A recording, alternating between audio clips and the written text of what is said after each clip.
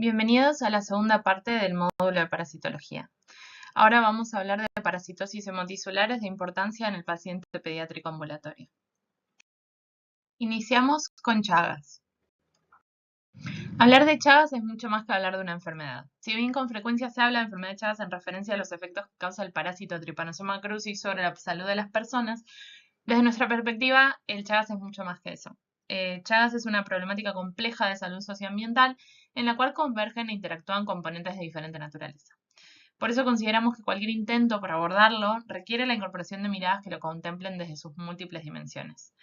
En esta clase no vamos a llegar a abordar todas estas dimensiones, vamos a abordar principalmente la biomédica y la epidemiológica, pero sepan que las dimensiones políticas y socioculturales son sumamente importantes para entender y abordar esta enfermedad. Algo que quiero hablar antes de arrancar es sobre el abordaje comunicacional de la enfermedad de Chagas. Hoy en día tenemos disponibles estos lineamientos generales para el abordaje comunicacional que sacó el Ministerio de Salud de la Nación en 2021 y que me parece muy importante compartírselos.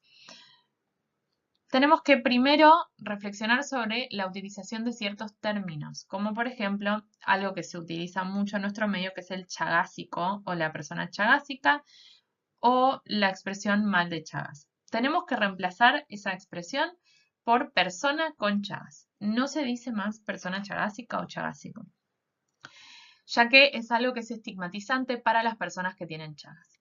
Después también tendríamos que eliminar de nuestro vocabulario la expresión mal de Chagas y reemplazarlo por simplemente Chagas o temática de Chagas.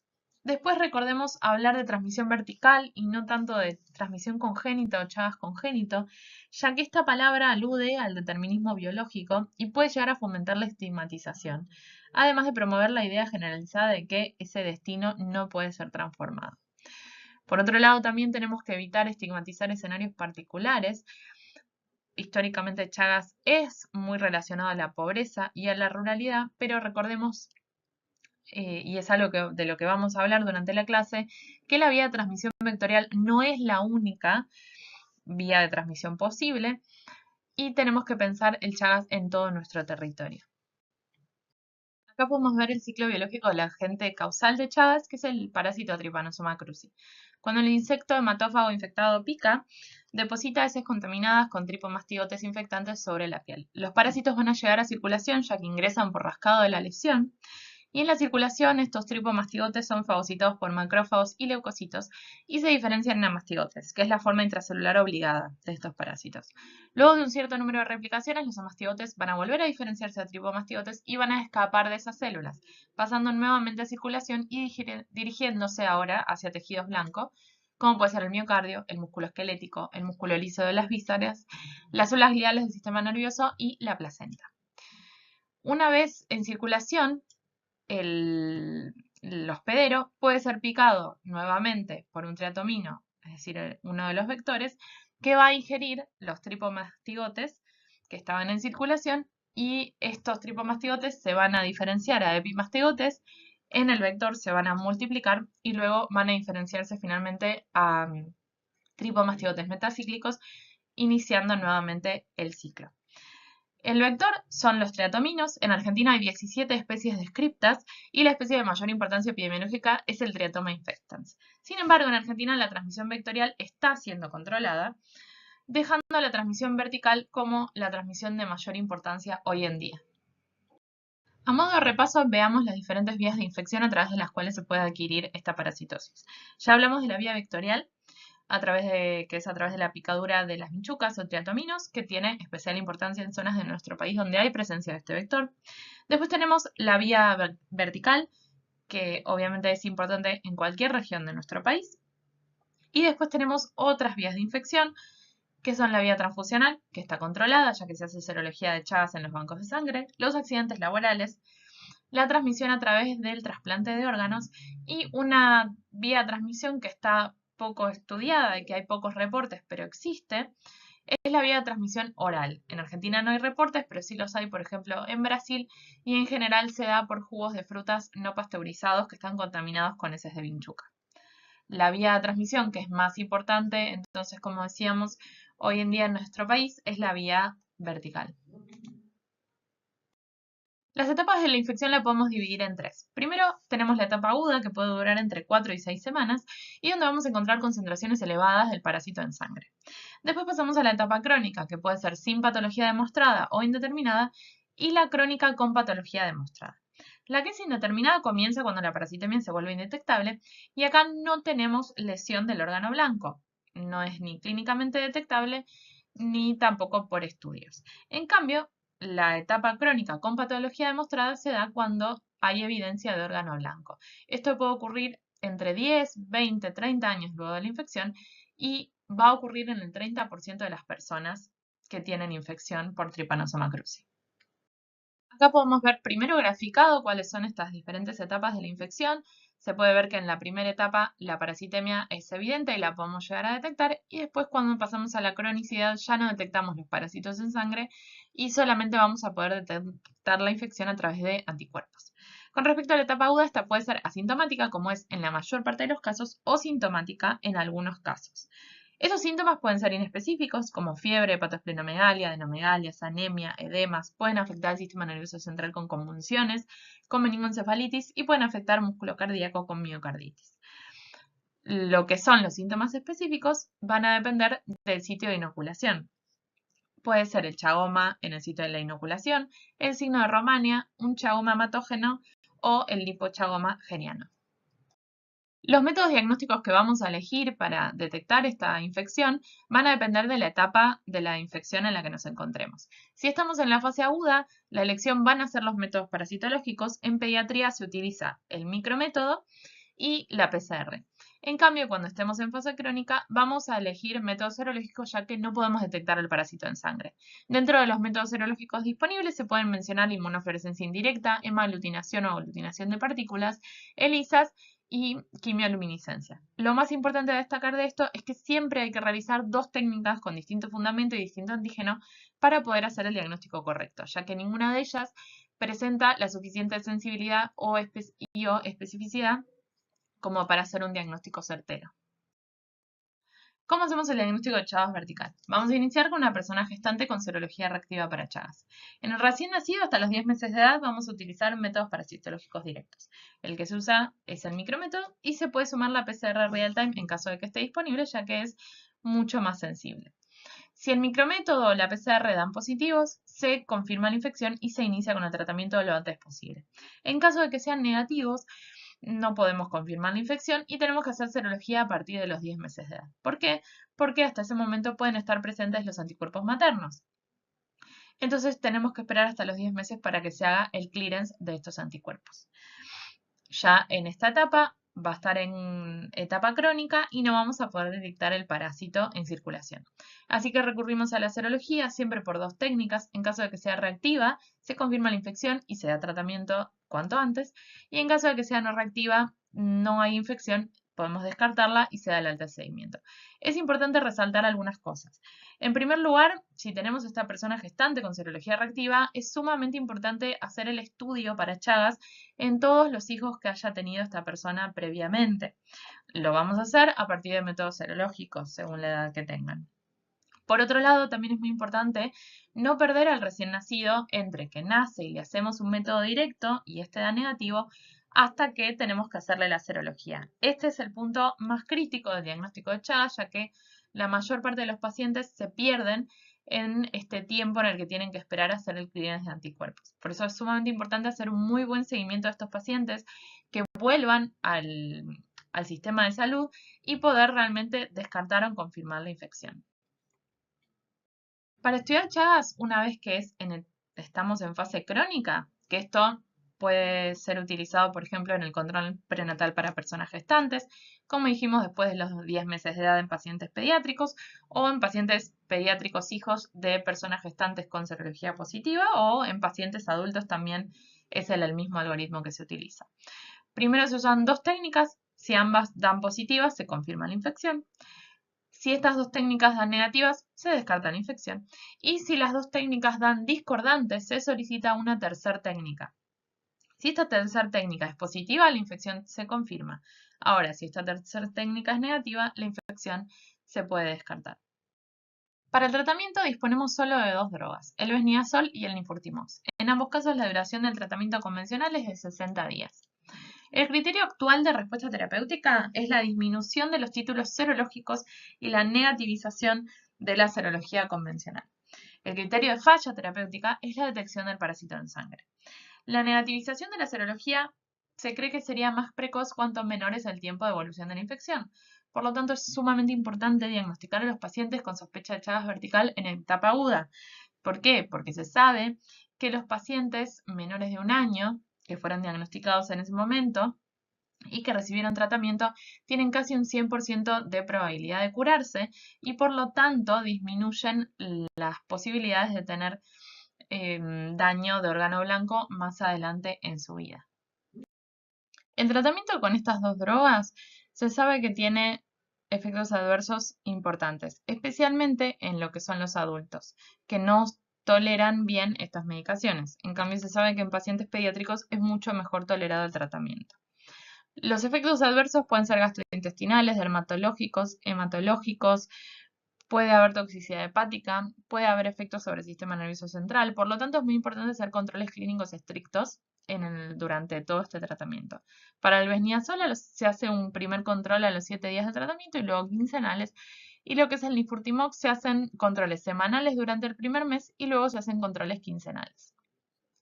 Lo que es el control parasitológico, si estamos en una fase aguda, se realiza un control parasitológico directo a los 15-20 días de inicio del tratamiento. Lo esperable es que el método parasitológico elegido nos dé negativo, que no podamos detectar el parásito en sangre. En ese caso significa que el tratamiento está siendo efectivo. En caso de detectar el parásito, hay falla de tratamiento y hay que rotar a la otra droga. ¿A qué personas le damos el tratamiento y a quiénes no? Bueno, hay que dar tratamiento cuando tenemos una infección de transmisión vertical confirmada o una infección aguda que sea por vía vectorial. También se le da a niños, niñas y adolescentes menores de 19 años por la mayor probabilidad de curación. Se dan las personas con capacidad de gestar no embarazadas, ya que se sabe que dar tratamiento a personas con capacidad de gestar disminuye muchísimo la probabilidad de infección durante el embarazo. Se da también en reactivación en inmunocomprometidos, se da en donantes vivos seropositivos para Trypanosoma cruzi en trasplante de órganos previo al trasplante y en accidentes laborales de laboratorio o quirúrgicos de alto riesgo. Se puede llegar a dar tratamiento como una profilaxis secundaria luego una reactivación en paciente inmunocomprometido y se puede llegar a dar también en personas con infección por T. cruzi que no estén incluidas en tratar, sino que estén entre 19 y 55 años y que no tengan una cardiopatía avanzada y que elijan ser tratadas. No hay que tratar personas embarazadas y tampoco personas con insuficiencia renal o hepática graves o con algún trastorno neurológico grave persistente por estos efectos adversos de los que ya hablamos. Chagas es una enfermedad que es de notificación obligatoria en nuestro Sistema Nacional de Vigilancia de Salud. Lo que son Chagas agudo, el tipo de notificación es nominal individual, es decir, lo hacemos por paciente la notificación. Cuando es Chagas agudo vectorial, la notificación debe ser inmediata ante caso sospechoso, ya que hay que tomar medidas en la zona donde ocurrió la transmisión vectorial. Lo que es Chagas agudo vertical, la notificación puede ser de tipo semanal, no es tan urgente. Y en el caso de Chagas agudo por otras vías de transmisión, la notificación va a ser inmediata ante caso confirmado. Después tenemos otro tipo de formas de notificar esta enfermedad en la etapa crónica, pero es muy importante recordar que es de notificación obligatoria y que sabemos que hoy en día hay un subregistro de los casos. Entonces eso es algo a mejorar y a trabajar. Toda esta información que les vamos a mostrar salió en el Boletín Epidemiológico Nacional en 2022, que fue la última vez que se hizo un reporte extenso sobre Chagas. Del lado izquierdo podemos ver la cobertura de pruebas diagnósticas para Chagas en personas gestantes por jurisdicción. Acá podemos ver que hay zonas del país en las que la cobertura es muy buena y zonas del país en la que la cobertura no llega ni al 50% de las personas gestantes. Del lado derecho podemos ver la proporción de notificaciones de muestras estudiadas en controles prenatales para Chagas sobre los nacidos vivos, que vemos que es baja, es del 62,7% en 2021, es una proporción baja. Es decir, no estamos notificando todos los casos que estudiamos para Chagas. Este es el gráfico que creo que más importancia le quiero dar, porque habla un poco de nuestra situación actual sobre la posibilidad que estamos teniendo de diagnosticar Chagas vertical. En el gráfico se puede ver que en el año 2021 se perdió el seguimiento de 81% de los pacientes. Recuerden que yo les hablaba de lo importante que era seguir a estos recién nacidos y realmente descartar si tienen Chagas o no. Bueno, en 2021 el 81% de los pacientes, es decir, fue un número de 1017 pacientes, no tuvieron ese diagnóstico definitivo. Entonces, la pérdida de seguimiento de estos niños que fueron expuestos, que son hijos de personas embarazadas positivas para Trypanosoma cruzi, constituye uno de los principales problemas actuales para el acceso al diagnóstico y el tratamiento oportuno y adecuado. Y esto significa perder oportunidades de tratamiento y por lo tanto de curación y por lo tanto evitarnos problemas a largo plazo. Los niños y niñas, recordemos que si son tratados antes del primer año, como ya les dije, tienen casi un 100% de tasa de curación. Entonces es muy, muy importante que no se pierda a estos pacientes, que es el mayor problema que estamos enfrentando hoy en día todo el país como sistema de salud. Esto se los dejo como para que tengan una idea de cuál es la situación actual de la transmisión vectorial, que como les dije está controlada, pero todavía falta mucho por trabajar. Hay provincias que nunca tuvieron presencia de vector, después tenemos provincias que pudieron cortar con la transmisión vectorial, provincias que están trabajando en ello y provincias que todavía están un poco lejos de poder hacerlo. Como les dije, esta es una enfermedad de notificación obligatoria, lo que era la vectorial tiene que ser una notificación inmediata ante un caso sospechoso, pero fíjense que en el año 2022, por ejemplo, nuestro Sistema Nacional de Vigilancia no tuvo reportes de transmisión vectorial. Esto es muy raro y es muy probable que estemos teniendo un subregistro muy importante en lo que es la transmisión vectorial y en general en lo que es la enfermedad de Chagas. A modo de conclusión, no debemos dejar de lado que a la salud hay que entenderla como una construcción social y comunitaria, que no hay un solo lenguaje ni un solo grupo de personas que puedan hablar de Chagas, que necesitamos promover un abordaje que sea más inclusivo desde múltiples disciplinas, diferentes lenguajes y distintos escenarios. Debemos dejar de asociar Chagas a la pobreza y a la ruralidad, ya que donde hay una persona con Chagas, hay Chagas. Todos y todas podemos cumplir distintos roles en la atención de esta problemática y como profesionales de la salud debemos abordar el Chagas desde perspectivas que sean nuevas y más inclusivas. Es importante trabajar de distintos ámbitos para aumentar el porcentaje de recién nacidos con sospecha de Chagas vertical que tengan un correcto seguimiento, que como dijimos en nuestro país el porcentaje de pérdida de seguimiento es muy elevado. Con respecto a las metodologías, recordemos que siempre hay que utilizar un par serológico para el diagnóstico de Chagas en etapa crónica. Y después resaltar que la implementación de la PCR, que fue hace pocos años, representó un gran avance en el diagnóstico de Chagas vertical y en el seguimiento de los pacientes trasplantados por su elevada sensibilidad. Si les interesa seguir aprendiendo sobre Chagas, pueden visitar esta página hablemosdechagas.org.ar que habla mucho sobre esta multidimensionalidad de Chagas de la que tanto estuvimos hablando hoy. A continuación vamos a hablar de Toxoplasma gondii.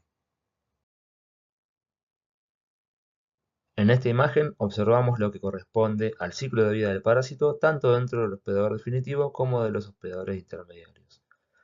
El hospedador definitivo, que corresponde a los felinos, se infectan con el parásito al consumir carne infectada con los quistes del parásito, los cuales se rompen y liberan los trofosoritos al tracto gastrointestinal del felino.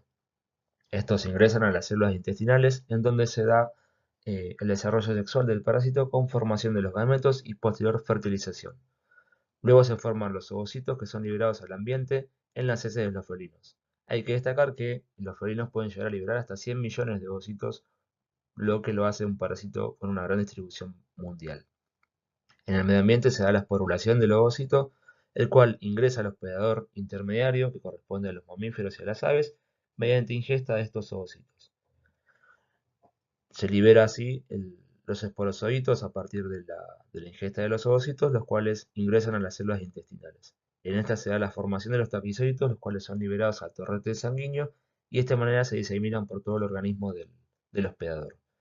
Al cabo de 7 y 10 días post-infección, los taquizoitos se convierten en bradizoitos, formando los quistes que quedan alojados en los tejidos, principalmente en el cerebro y en el músculo, pudiendo permanecer en esta condición durante toda la vida del hospedador. Entonces, ¿cómo es que el humano llega a infectarse con este parásito? Principalmente por la ingesta de carne infectada con los quistes o por ingesta de tierra, agua o alimentos contaminados con la forma esporulada del parásito. En menor medida se da la infección por ingesta directa de las heces de los felinos contaminados. Hay que destacar, es importante que la carne debe ser cocinada mayor a 67 grados, ya que es la temperatura a la que los quistes mueren de manera inmediata. También es importante tener en cuenta que sobreviven a temperaturas de refrigeración, es decir, de la heladera hasta 3 semanas, y que a menos 12 grados mueren luego de 3 días. Se estima que alrededor del 25 a 30% de la población mundial se encuentra infectada con este parásito, pudiendo ser muy variable entre diferentes países y entre diferentes zonas de un mismo país. Se observa una prevalencia baja en Norteamérica, sudeste asiático y Europa del Norte, una prevalencia media en Europa del Sur y Europa Central, y una prevalencia más elevada en América Latina y regiones tropicales de África. Obviamente, la prevalencia está más ligada a países más tropicales con climas cálidos y más húmedos. Un factor importante también que está muy ligado a la prevalencia de parásitos son los factores antropológicos, como por ejemplo los diferentes tipos de dieta, ya sea diferentes tipos de comida, higiene y cocción de esa comida, a diferentes factores económicos, hábitos sociales y culturales, y también está muy ligada a la calidad de agua y a los recursos sanitarios que puedan tener los diferentes países. Dicho esto, la población más afectada son los niños que viven en condiciones de poca higiene en zonas con aguas contaminadas con los ovocitos. Según los datos del Consenso Argentino de Toxoplasmosis Congénita del 2020, se estima que la prevalencia o la cero prevalencia de anticuerpos en embarazadas es del 1,1%, mientras que en Argentina es de alrededor del 0,9%. Y algo importante también a tener en cuenta en cuanto a la toxoplasmosis congénita es que el riesgo de contraer la infección aumenta a medida que aumenta la semana de gestación, siendo de alrededor del 56% en la semana 30 de gestación. Algo importante también a destacar es que las infecciones más graves van a ocurrir si la infección se da al principio del embarazo. En pacientes inmunocompetentes, ya sea gestantes o no gestantes, la infección cursa principalmente de manera sintomática, pudiendo cursar con síntomas muy inespecíficos como fiebre, linfadonopatías cervicales, mialgia y astenia. Las linfadonopatías y la astenia pueden durar varias semanas, lo que podría emular un síndrome mononucleósico. En pacientes inmunocomprometidos, las poblaciones de pacientes con HIV y los trasplantados son los que presentan mayor riesgo de reinfección o reactivación. Y está documentado que en el caso de los pacientes trasplantados, la reactivación se debe principalmente a la ruptura del quiste que por una nueva infección. Dentro de la población de trasplantados, los pacientes que reciben trasplantes de células hematopoyéticas son los que presentan mayor riesgo de reactivación debido a que está muy relacionado el nivel de reactivación con el tipo y el nivel de inmunosupresión que recibe el paciente. En el caso de trasplante de órganos sólidos, el trasplante cardíaco es el que presenta mayor riesgo de infección, en el caso que el donante sea seropositivo, debido a que el parásito se aloja en el tejido muscular. Como hablamos en la diapo anterior, en cuanto a la toxoplasmosis congénita, la frecuencia de la transmisión vertical y la severidad de la infección va a estar relacionada al estadio en el que se encuentra la persona gestante que adquiere la infección. Siendo más severa la infección en el caso que se adquiera en el primer trimestre y a medida que aumentan las semanas de gestación, aumenta el riesgo de adquirir la infección, pero disminuye el riesgo de malformaciones y aborto. Acá vemos en este cuadrito lo que estábamos diciendo recién, que eh, las infecciones más graves se dan en infecciones que se dan antes de las 14 semanas de gestación. Para el diagnóstico de toxoplasmosis, los métodos más utilizados en la actualidad son los métodos indirectos o serológicos, que se basan en la detección de anticuerpos tanto de IgG como IgM generados contra el parásito. Existen en el mercado numerosas técnicas para la detección de anticuerpos, algunas técnicas más convencionales como los ELISAs manuales, la hemaglutinación indirecta y la IFI, y en la actualidad se han desarrollado muchos métodos automatizados que presentan una gran ventaja y un gran desempeño, principalmente ya que permiten una rápida y precisa medición de los niveles de IgG e IgM. La cinética de anticuerpos va a depender de cada paciente y de las técnicas que se utilizan en el establecimiento.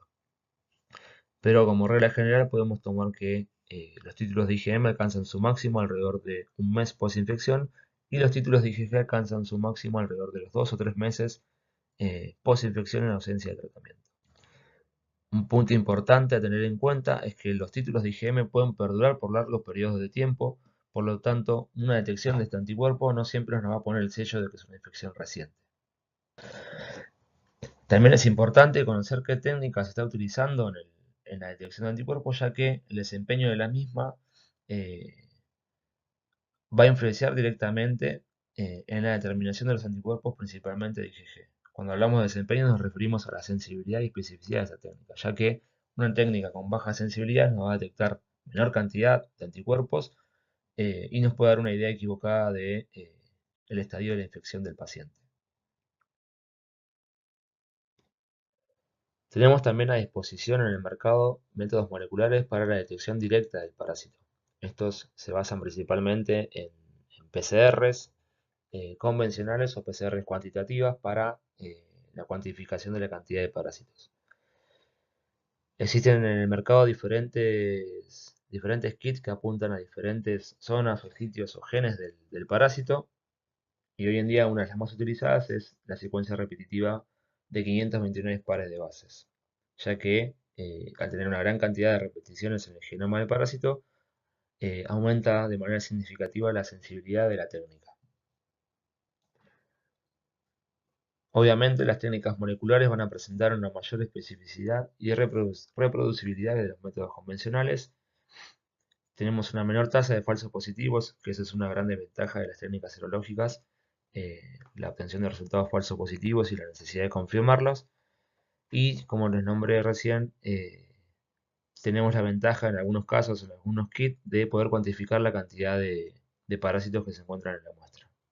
Esto resulta muy útil, por ejemplo, en el monitoreo de pacientes trasplantados, sobre todo de pacientes que reciben trasplante de células hematopoyéticas, ya que son una población de alto riesgo en cuanto a la reactivación, y se puede realizar el monitoreo semanal de estos pacientes.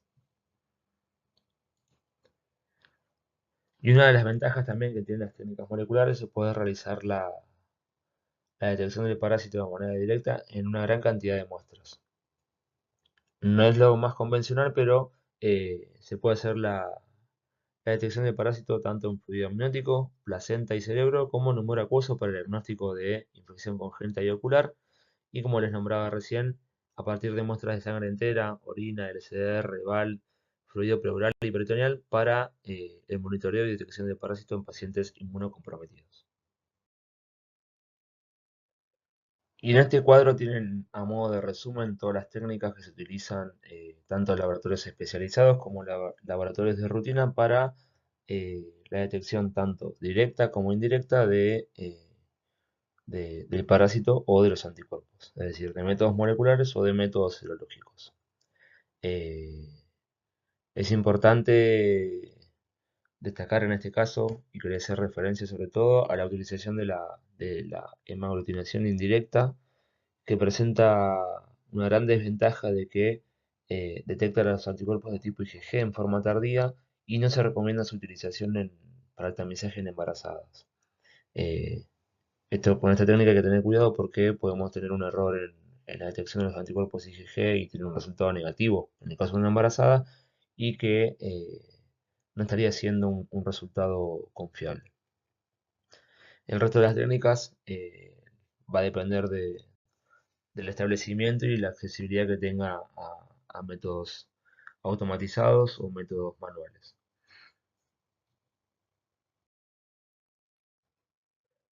Como observamos en la diapo anterior, los test serológicos más utilizados se basan en la detección de anticuerpos de tipo IgG e IgM. La detección de anticuerpos de tipo IgA e IgE no se realizan de manera de rutina en un laboratorio. En cuanto a la determinación de anticuerpos de tipo IgG, estos cobran un alto valor diagnóstico en la etapa prenatal del embarazo y durante el embarazo, ya que si tenemos un resultado negativo podemos clasificar como esa persona gestante como una persona de riesgo de contraer la infección y debería tomar medidas preventivas adecuadas para evitar contraer la infección. En el caso de obtener un resultado positivo de IgG podemos clasificar a esa persona como protegida y no tendría riesgo de contraer esa infección. En el caso de querer diagnosticar una prima infección, una herramienta útil basada en la detección de anticuerpos de IgG es estudiar o analizar la seroconversión o el incremento del título de estos anticuerpos de por lo menos 3 veces entre dos extracciones obtenidas por lo menos con una diferencia de 3 a 4 semanas. Tenemos también a mano una herramienta útil, son los test de avidez de IgG, en donde se analiza la capacidad de unión o de interacción de esos anticuerpos con un determinado antígeno. Cuando hablamos de avidez, hablamos o nos estamos refiriendo a qué tan vieja, entre comillas, o qué tan nueva, entre comillas nuevamente, es esa inmunoglobulina de tipo G. En las infecciones pasadas vamos a tener resultados de avidez alta, alrededor de mayor al 30%, ya que esas inmunoglobulinas que están dando vuelta son inmunoglobulinas más maduras y por eso tienen una capacidad de unión más fuerte a ese antígeno. En el caso de obtener un test de avidez, un resultado de avidez baja, de por lo menos por debajo del 20%, hablamos de inmunoglobulinas más inmaduras, que son las que corresponden a infecciones recientes. Son inmunoglobulinas que se sintetizan de manera rápida para poder combatir esa infección y por eso tienen una avidez más baja. En cuanto a la detección de anticuerpos de tipo IgM, estos no tienen demasiado valor diagnóstico en la etapa gestante, en el diagnóstico prenatal, ya que pueden persistir positivas durante varios años. Sí resulta mucho más útil en el diagnóstico postnatal, ya que su presencia confirma el diagnóstico,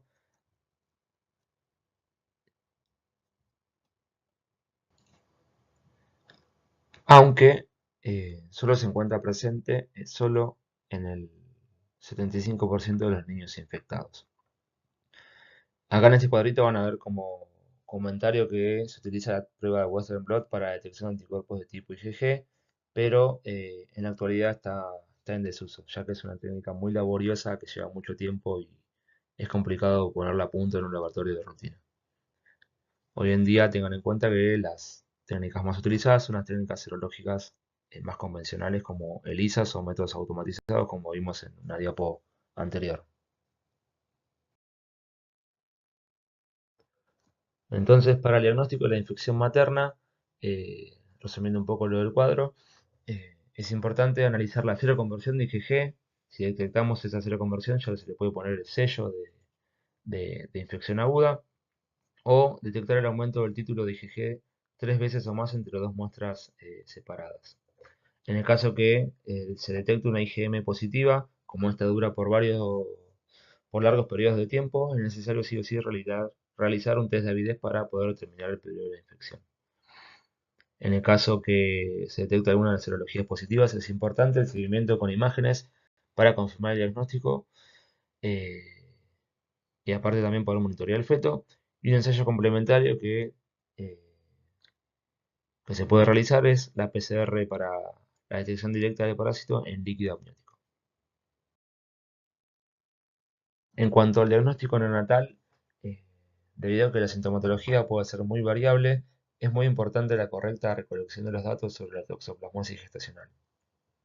De manera complementaria se puede hacer la serología del bebé, aunque no resulta muy útil ya que eh, hay que tener en cuenta que los anticuerpos detectados en este paciente es muy probable que sean de la madre.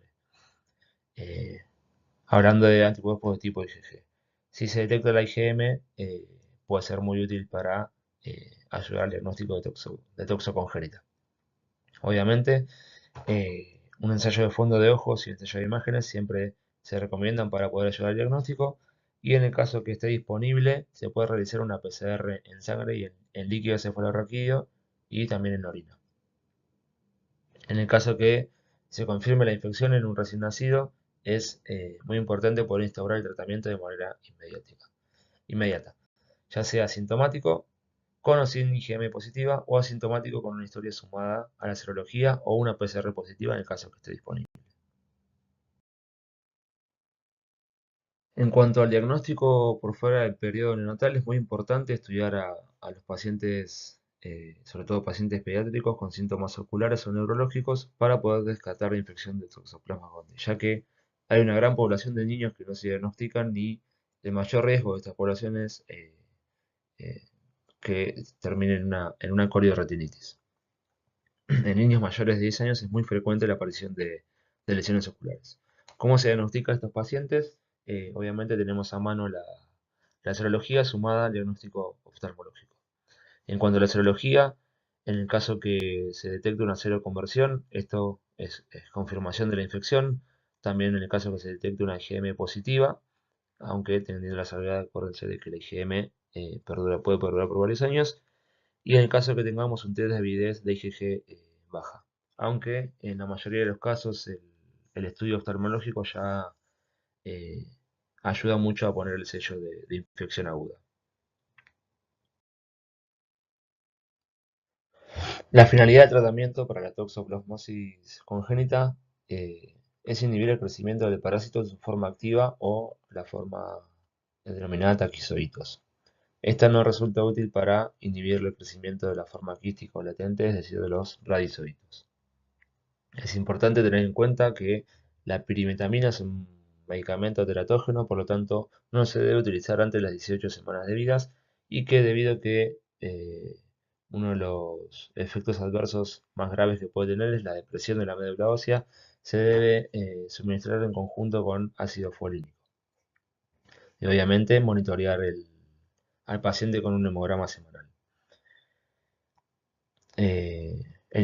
Para el neonato también se recomienda utilizar pirimetamina, sulfadiazina y ácido folínico por lo menos 12 meses. Y en el caso que haya desarrollado coriorretinitis, se recomienda también el uso de corticoides. En el caso del neonato es muy importante el seguimiento serológico, ya que si tenemos un resultado positivo de IgG pasado el año de vida, esto nos confirma la infección congénita. Y en el caso que sean pacientes asintomáticos, se debe monitorear por lo menos cada 2 o 3 meses para poder confirmar la infección congénita. En el caso que el neonato haya estado solo expuesto y no haya adquirido la infección, los anticuerpos se pueden negativizar alrededor de los 6 a 9 meses de vida. Un punto importante también en cuanto a la serología es que el tratamiento puede negativizar de manera transitoria los anticuerpos, por lo que se recomienda continuar con el seguimiento serológico al mes y al tercer mes luego de la suspensión del tratamiento, ya que puede haber, podemos tener una idea de que el paciente está curado porque la serología da negativa, pero eh, puede ser esa bajada transitoria por el tratamiento. Por eso es muy importante este punto de monitorear al bebé al mes y al tercer mes, al mes y el tercer mes de haber terminado el tratamiento. Y bueno, eso es todo. Cualquier consulta estamos a su disposición. Muchas gracias por la atención.